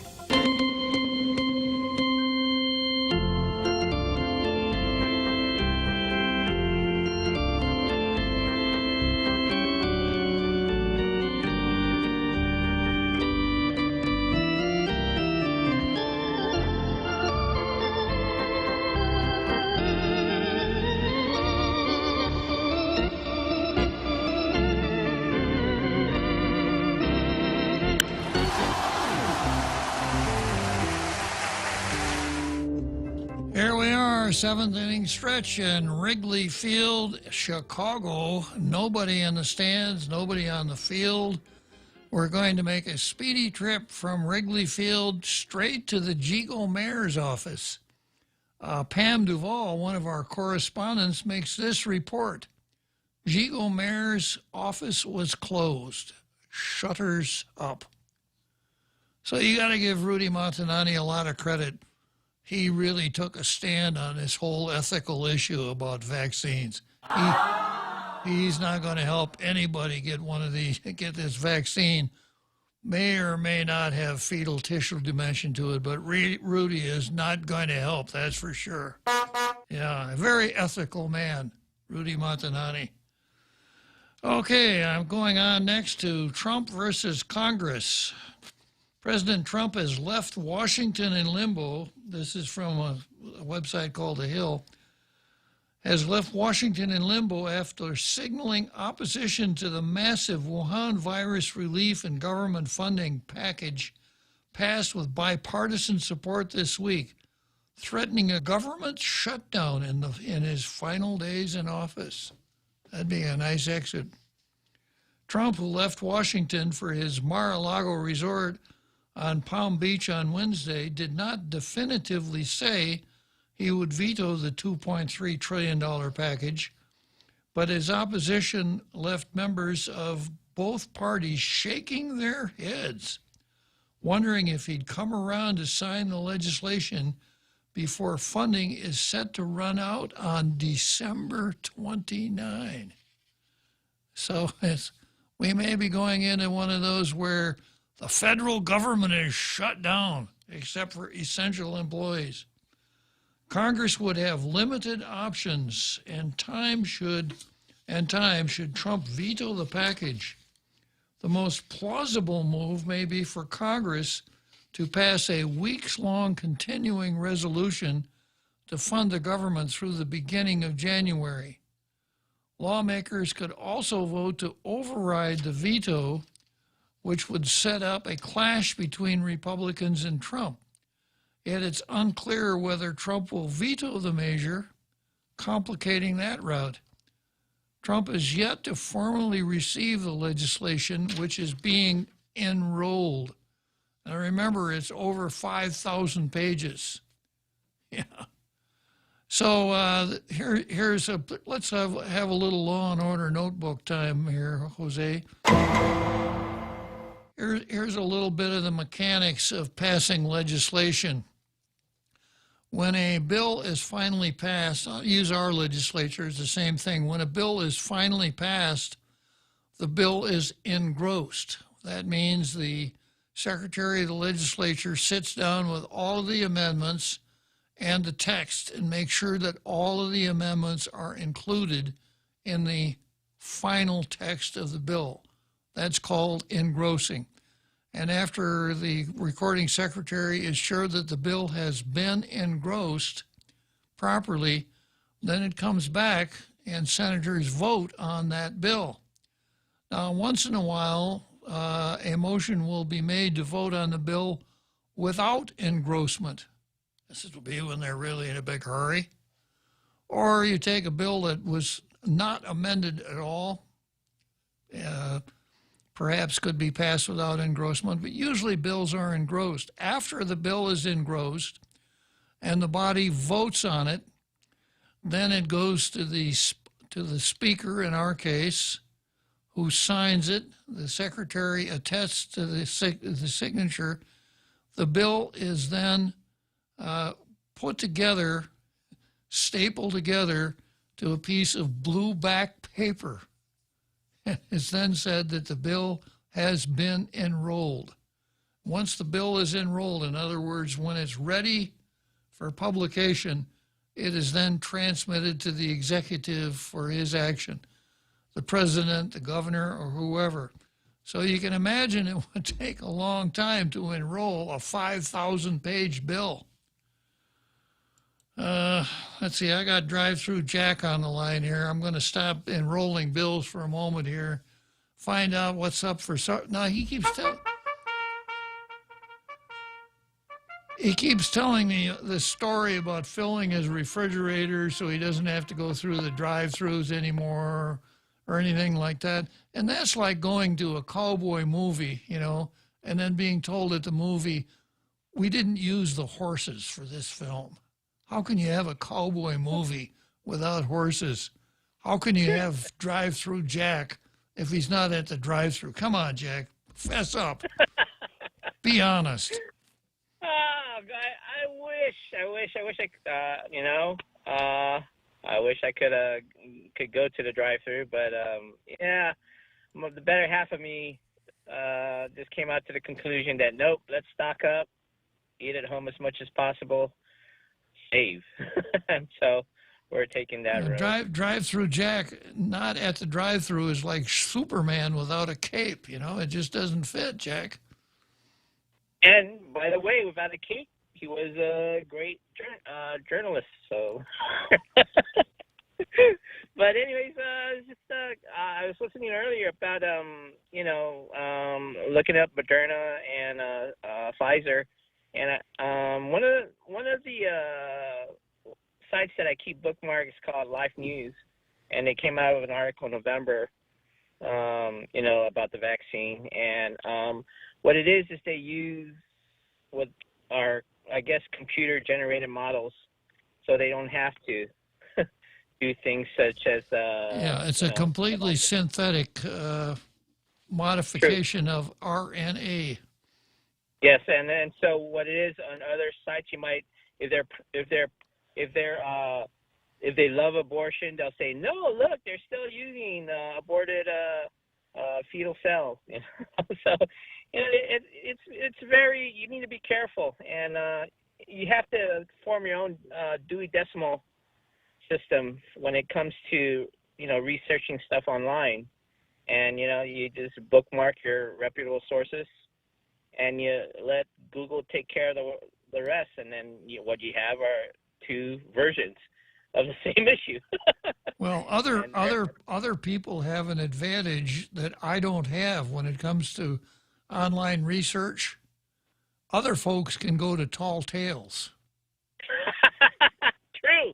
Yeah, and I'm already there, right? Yeah, no error there. No error there. Mm-hmm. But I just caught. I just wanted. Tomorrow is a special day. Every day should be a special day. And I just wanted to, about the vaccine. Get it, don't get it. I'm not getting it. I got a high rate of or surviving through it, and getting it isn't going to improve my chances. I don't think so. I think even getting it is like a 90% chance. So, and even getting it, I still have to wear a mask. I still have to socialism distance. I still have to, 6 feet apart and stuff like that. It's not going to help me open up my business. So I don't see what the upside of getting the vaccine is. I already have a high chance of surviving. I don't know. The world's upside down. And, The only thing I think you got to worry about, Jack, is that there may be a crackdown on the drive-through restaurants, that they will not allow people to drive through if they haven't had the vaccine, and then you'll be SOL. Well, I was sad that I had to go through the drive-through with my mask on, but I complied. I say, this is not a hill I'm going to die on. And what did they do? They put more hills for me to die on. So it comes to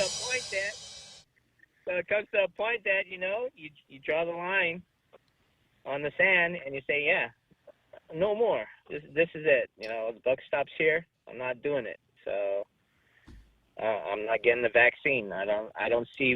How's it going to make my life better? How's it going to make another person's life better? Throw me the statistics.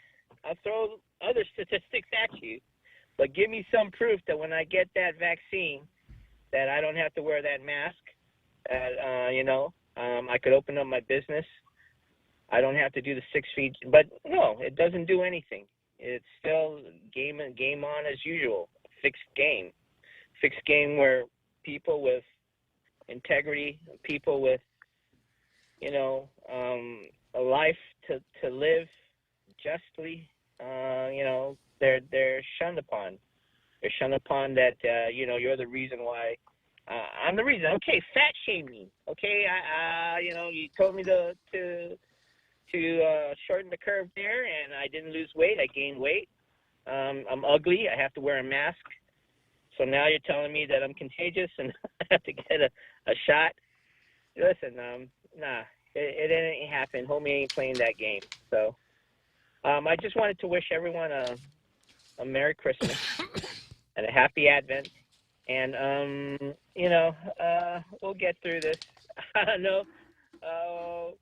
It's just, I'm just trying to get through it, do what the government says, draw the line and says, I'm not going to do this. Go ahead and find me, write me up a ticket. I don't know. I'm just done. I'm just done with it. The price of gas is still up. If you think the shutdown was working or anything, the price of gas should have gone down. The price of gas has gone up and has remained up. People are just traveling around. I think people are doing what they're doing. They're doing them, and I'm doing me. And I hope that well, you're probably the only one who could ever do Drive-Through Jack and do it justice. When they make the movie, I don't know who they'll cast in the role of Drive-Through Jack. Well, that will be the sequel to the Christmas Drop. Brad Pitt, maybe? Oh, wait. It could be Denzel. Could be. I prefer either. All right, Jack. I got to let you All right. go. Merry Christmas, Bob. Same to you. Okay. See you at the drive-through. Yeah, the very Drive-Through Jack. Okay, let's take a short break and we'll head down the home stretch, Jose. We all need to fight COVID-19, and we need all the weapons we can get to beat it. Your smartphone can be one of the most powerful tools to battle this pandemic. The Guam COVID Alert Exposure Notification app can let you know if you've been exposed to someone who has the virus. Add your phone to the COVID fight by going to guamcovidalert.guam.gov or download it from the App Store or Google Play now. Help Guam stop COVID-19. Okay, Google. Hey, Siri. Hi, Bixby. Go ahead. I'm listening. Open the Point app. Opening. Live stream, on demand, swap stations, check out the visual radio. Get the free app available on the App Store and Google Play or go to thepoint.gu. Hotels with Bob Klitzkie is brought to you by Bank Pacific. Banking on the Pacific for 66 years.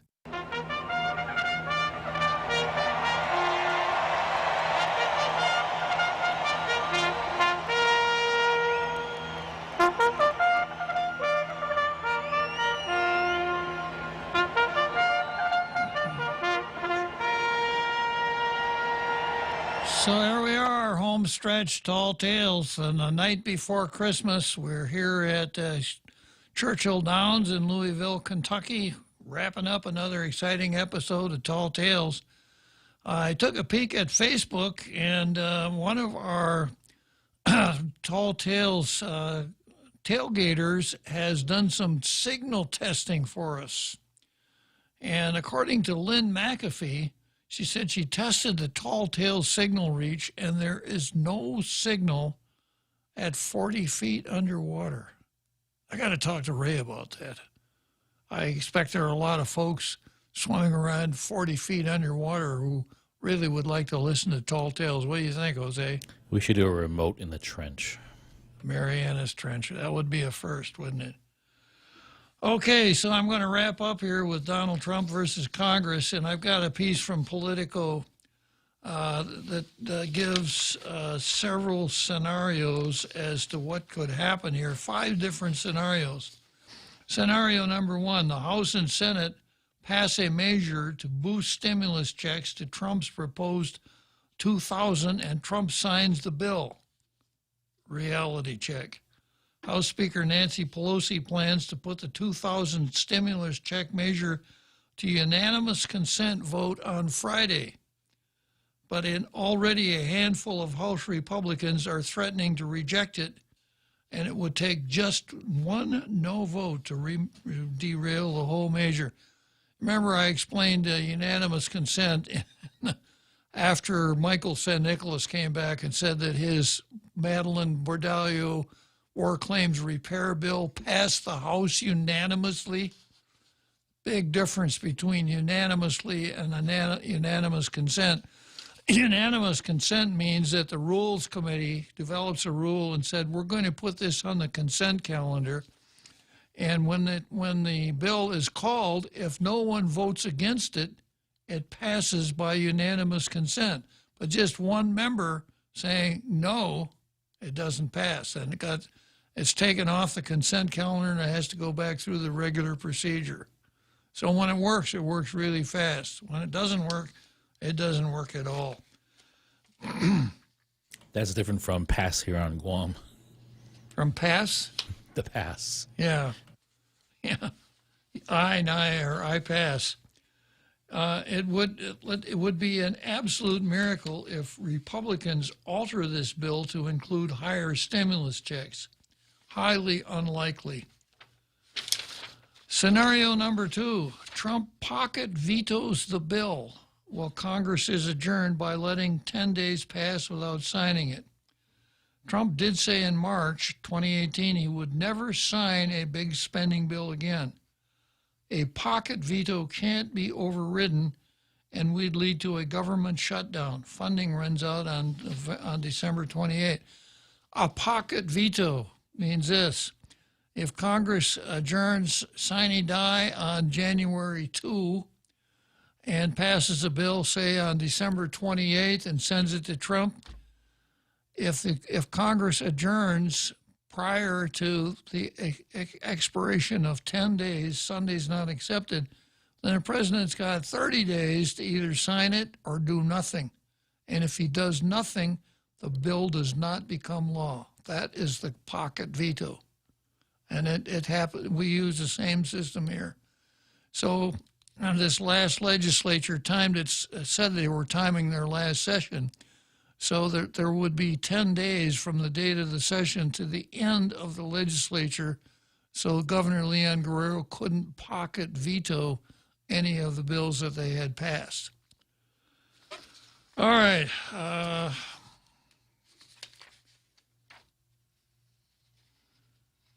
David, let's see. The Politicals Congress team is hearing Trump may receive the bill on Thursday. That would be Thursday, Washington time. It's a day earlier than here, which would start the 10-day countdown. In that case, the 10 days would expire before the next Congress is scheduled to start on January 3. No pocket veto in that case. This Congress could pass the bill again, but it would be more likely that the new Congress would renegotiate the bill with President Biden. Yeah, so that's for sure. Scenario 3, Trump vetoes the bill. Congress overrides the veto and passes the bill when they gather next week to take up the defense authorization bill, which the president vetoed today.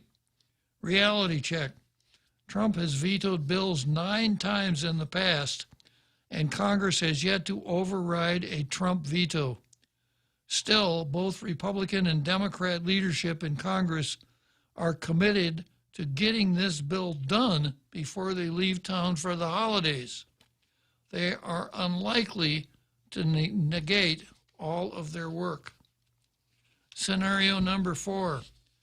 Congress sends Trump a stopgap spending bill to avoid a shutdown. The new Congress, along with the Biden administration, passes a new bill. This would keep the government funded, but expanded unemployment and other benefits would lapse until a new bill is signed. Reality check. Both Democrat and Republican leadership in Congress do not want the government to shut down, and they know how to slap together a bill that keeps the government temporarily funded. Plus a shutdown about a week and a half before the Georgia Senate runoffs would not look good for Republicans. Scenario number 5, Trump signs the bill. Whatever his motives, Trump has made idle veto threats in the past. Reality check. Trump's 11th hour threat the day before Christmas Eve fits with a year that has been nonstop exhausting. It's a perfect end to 2020. Yeah. So we've got... Zing them at the end. Yeah, we've got some important issues and bobbing around, the government running out of money, the $2.2 trillion bill that contains $900 million worth of unemployment or relief for people suffering through the virus. And then we've got the defense authorization bill, which Trump vetoed, which means a lot to us because there's a provision in the Defense Authorization Act that that would allow us to bring H-2 construction workers into Guam for non-military projects. And then going back to the other bill, the $2.2 trillion bill, that's where the Medicaid for habitual residents from the freely associated states. So both these things are really important to us. We'd like to see the Medicaid for the folks from the freely associated states. We want to bring in H-2 workers in order to get our construction industry rolling. And then, of course, everyone who's out of work would take the money from wherever it came, under whatever circumstance would bring that about.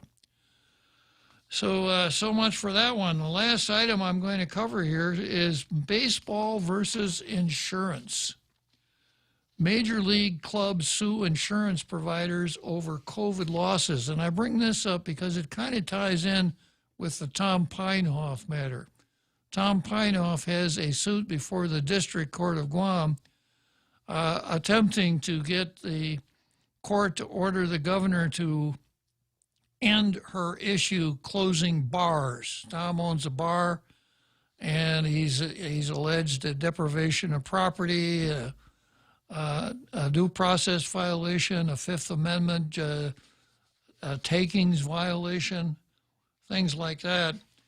And yesterday I went through how other courts have handled that, and it doesn't look bright for Tom. Perhaps misery loves company. One of the most visible disruptions to everyday life in America because of the pandemic has been in professional sports. Once one of the most popular ways to escape for a few hours, watching live sports now bombards you with pandemic-related images, masked coaches, fake crowd noise, empty stands. Fake crowds. Fake crowds. Yeah, even our halftime show isn't what it used to be. Beyond the symbolic role that professional and college sports play in American life, leagues and teams are businesses, and the pandemic is causing them huge losses as well. And just like countless other businesses across the country, sports teams are having a hard time getting their insurance providers to cover their losses. Isn't that what insurance companies always do? Theoretically. Well, let's see. I see you have a claim here, Mr. Jones, but there's fine print on the bottom of your policy. Did you notice that? Fine print? No. Well, come over here. We have a microscope over here. We'll just stick your policy under there, and you could read the fine print if you haven't noticed it before.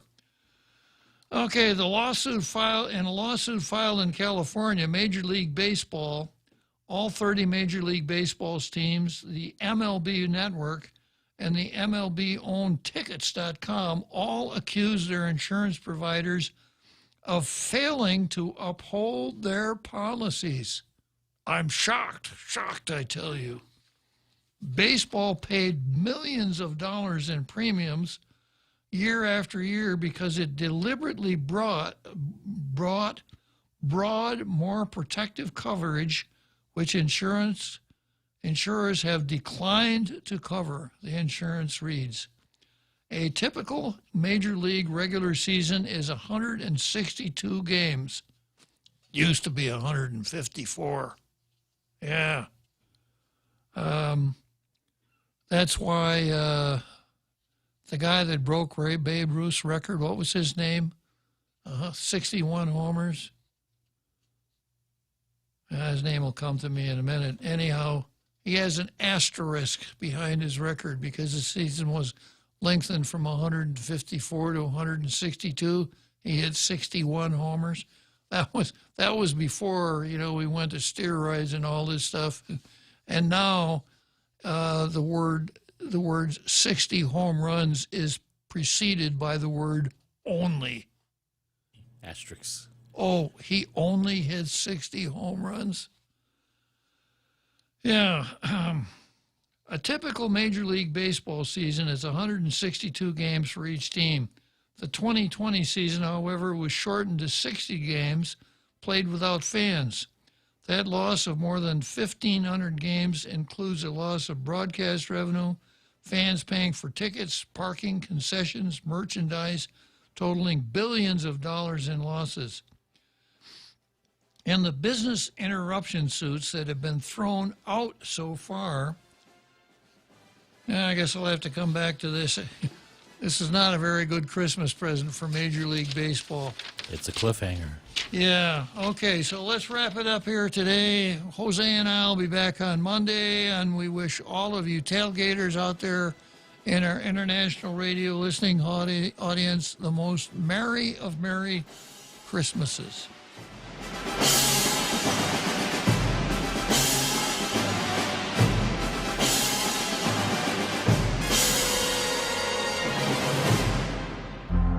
The Point is KUSG, Hagåtña, Guam, 93.3 FM and 104.3 HD3. Too much White Christmas. I'm Jack Callahan, Fox News. Blizzard warnings continue in much of Minnesota and northern Iowa. Heavy snows Wednesday night, now being blown around and drifted by winds as high as 50 miles an hour. Winter storm watch is posted for northeastern Wisconsin as that storm tracks east. Winter storm warnings are also posted for the central Appalachians and for the southern shore of Lake Erie. Further